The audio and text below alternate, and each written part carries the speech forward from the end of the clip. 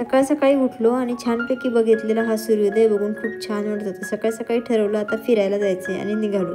मग काय, केळी, बादाम, त्याचबरोबर मनुके, अंजीर आणि थोडे सेब घेतले. सेब पण ते सर्व एकत्र केलं आणि त्याचा आम्ही तयार केला होता मस्तपैकी पैलवानी शेक. आता तुम्ही बघू शकता, याला आम्ही ग्राइंडअप केलं आहे. हा आमचा पैलवानी शेक बनून तयार झालेला होता. आता हाच पैलवानी शेक घेऊन आम्ही फिरायला जाणार आहोत. तर चला मंडळी, येत आहे ना मग आमच्यासोबत फिरायला. आता आम्ही फिरायला निघलेलो आहोत. आता आम्ही जात आहोत एका मस्त फुरसिंगी गावामधून, जेथे गावाकडचं वातावरण आपल्याला अनुभवायला मिळते. अशा गावाकडून आपण जात आहोत आणि आता आपण ज्या ठिकाणी जाणार आहोत त्या जागेचं नाव आहे रामधरा टेम्पल. चला तर मग आपण आता आपली जी सकाळ सकाळची सैर आहे ती कंप्लीट करून घेऊयात. जाता जाता तुम्हाला आहे ना, एका रस्त्यामध्ये समोर गेल्याच्या नंतर महादेवाचं असं छानसं मंदिर लागतं. गेलात कधी तर नक्कीच या मंदिराला भेट द्या, कारण मंदिर खरंच खूप छान आहे आणि आतून त्याचं जे बांधकाम आहे ते पण खूप छान आहे. सहज जाता जाता आम्ही एका शेतामध्ये उतरलो. शेतामध्ये उतरत असताना तिथे आम्हाला अशी हिरवळ आणि छान असं मस्त रम्य असं सकाळ सकाळचं वातावरण बघायला मिळालं. काय ना, आपण शहरामध्ये राहतो. शहरामध्ये राहत असताना आपल्याला गावाकडचं प्लस शहरी दोन्हीही वातावरण मिळावं, त्याच्यामुळे आमची जी नेहमीची संडेची ट्रिप असते ती आम्ही नेहमी गावाकडेच काढत असतो. शहरामध्ये एक छानशी अशी विहीर होती, खूप छान वाटत होतं, कारण गावाकडचं वातावरण ते गावाकडचंच असणार, हो की नाही. शहरामध्ये कसं ट्रॅफिक वगैरे सगळ्या गोष्टी असतात, ज्याने खूप प्रचंड असतात बाबा, ते बघून खरंच माणूस थक्क होतं. इकडे आल्याच्या नंतर एकदम चिल असं छान पद्धतीमध्ये समोर फाउंटेन होते. आम्हाला फाउंटेन बघण्याची लगबग होती. नवरोबाला काय, शेवटी केळीच्या फणाजवळ उभं राहूनच पूर्ण शेताची पाहणी करायची होती. बाकीचं काही का असेना, फाउंटेनमध्ये उडणारं पाणी बघून खरंच खूप छान वाटत होतं. शेवटी माझ्या नवऱ्याने फाउंटेनच्या याच्याखाली मस्तपैकी आंघोळ केली आणि मस्त शेताचा अनुभव घेतला आणि मस्त आनंद पण लुटून घेतला, कारण त्यांना पण शेताकडचं वातावरण खरंच खूप छान आवडतं. समोर जाता जाता तुम्हाला रस्त्यामध्ये अशा पद्धतीच्या नर्सरीज लागतात. तुम्हाला नर्सरी बघण्याची खरंच खूप मजा येईल आणि छान वाटेल. एका सोसायटीमध्ये सहज उतरलो जिथे फाउंटेन होते. फ्लॅट बघायचे म्हणून गेलो, जस्ट एक मजाक करत करत आणि निघलो. मग नंतर काय करणार. चला तर मग आता आपण पोहोचत आहोत थोड्याच वेळामध्ये रामधरा येथे आणि आता आपण पोहोचत चाललेलो आहोत रामधरा टेम्पलकडे. हा रामधरा टेम्पलचा हा रस्ता आहे. थोडा तर रस्ता खरं सांगायचं झालं तर खराबच आहे, बट खूप छान आहे. इथे तुम्हाला पार्किंगला याला खूप सोयी सुविधा आहेत. जेवणासाठी तुम्ही डबे पण आणू शकता आणि इथे जेवण पण करू शकता.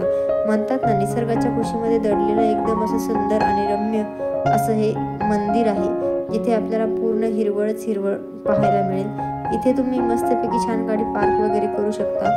आतमध्ये जाता तर तुम्हाला मेन गेटलाच हत्ती बाबाचे दर्शन होणार.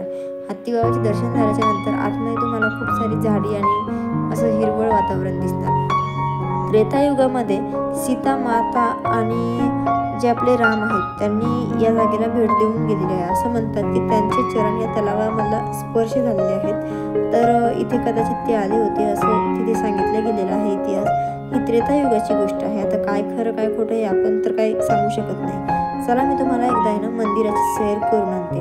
मंदिरामध्ये खाली जाण्यासाठी अशा पायऱ्या आहेत आणि पायऱ्या उतरून ज्यावेळी आपण मंदिरामध्ये एंट्री करतो त्यावेळी खरंच खूप छान वाटतं, कारण मंदिराचे जे पूर्ण चारही बाजू आहेत त्या चारही बाजूने तुम्ही जर कधी गेलात तर तुम्हाला तलावच दिसेल, म्हणजे पूर्ण पाणीच पाणी आहे. आणि हे जे मंदिर आहे हे खरं तर पाण्यात आहे. तुम्ही बघू शकता मंदिरावर कोरीव काम म्हणून अर्जुन, पिता भीष्म व तसेच महाभारतामध्ये जितके पण आपले कॅरेक्टर वगैरे होऊन गेलेले आहेत त्या प्रत्येकाचे फोटोज आपल्या या मंदिराच्या भिंतीवर कोरून घेतलेले आहेत आणि ते खूप छान कोरले गेलेले आहेत. तुम्ही गेलात कधी मंदिरात तर नक्कीच बघू शकता. समोर जाता क्षणी तुम्हाला किसन कन्हैयाचा पण एक छानसा फोटो दिसतोय. शेवटी द्वापरयुगाचा लीडर किसन कन्हैयाच, हो की नाही. आणि समोर जाताना तुम्हाला आता एक नंदीचं दर्शन होईल, ज्याच्या मागे महादेव आणि पार्वती पण असेल. त्याच्याच एक्झॅक्ट समोर तुम्हाला रामाची आणि सीता माताची जी एक मूर्ती आहे ती मूर्ती खूप छान आहे, ती मूर्ती बघायला मिळेल. मंदिराच्या आतमध्ये गेल्याच्या नंतर तुम्ही त्या मूर्तीचं दर्शन वगैरे घ्या, तुम्हाला खरंच खूप छान वाटेल. मंदिर खरंच खूप भारी आहे. मंदिराच्या साईडनं जे पाणी आणि जे हिरवळ आहे ती खरंच खूप मस्त आहे. चला मी तुम्हाला एकदा तलाव दाखवते. हा तलाव आहे जो मंदिराच्या चारही बाजूने, असं म्हणतात 2016-17 साली या तलावामध्ये आपल्याला जाण्याची एंट्री होती, परंतु आता सध्या नाही आहे, कारण त्यांनी आता साईडनं जे कंपाऊंड वॉल वगैरे तयार केलेत ना त्याने आपल्याला तलावामध्ये जाता येत नाही. आता आपण मंदिराच्या साईडनं फिरून तुम्हाला मी पूर्ण एकदा मंदिर दाखवते.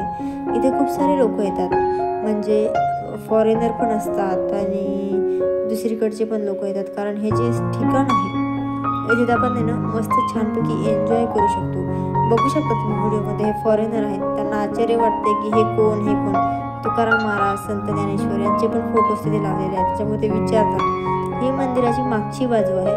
मागच्या बाजूमध्ये पण खूप छानशी हिरवळ आहे, जिथे आपण बसून जेवण वगैरे करू शकतो आणि आपल्या लेकरांना पण आपण या ठिकाणी आणू शकतो, जेणेकरून लेकरं पण या गोष्टीचा आनंद घेऊ शकतात. खरंच खूप छान आणि मस्त अशी ही जागा आहे.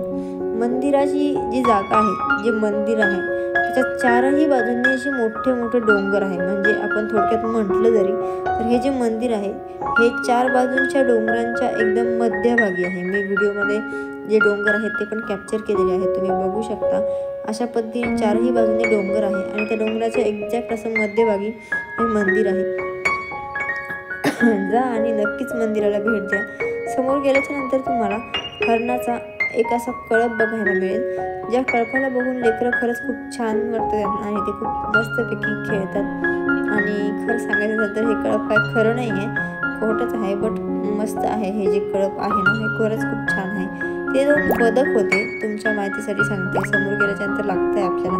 हे बघू शकता तुम्ही, बदक आहेत तिथे 2, जे बदकच पूर्ण येणाऱ्या जाणाऱ्यांचे एंटरटेनमेंट करत होते. या दोघांच्या मागं सर्वजण पळत होते आणि खरंच खूप छान होतं. बघू शकता तुम्ही मंदिर एकदम एक्झॅक्ट मध्यभागी, चारही बाजूंनी पाणी, त्याच ते जे नारळाचे झाडं वगैरे आहेत.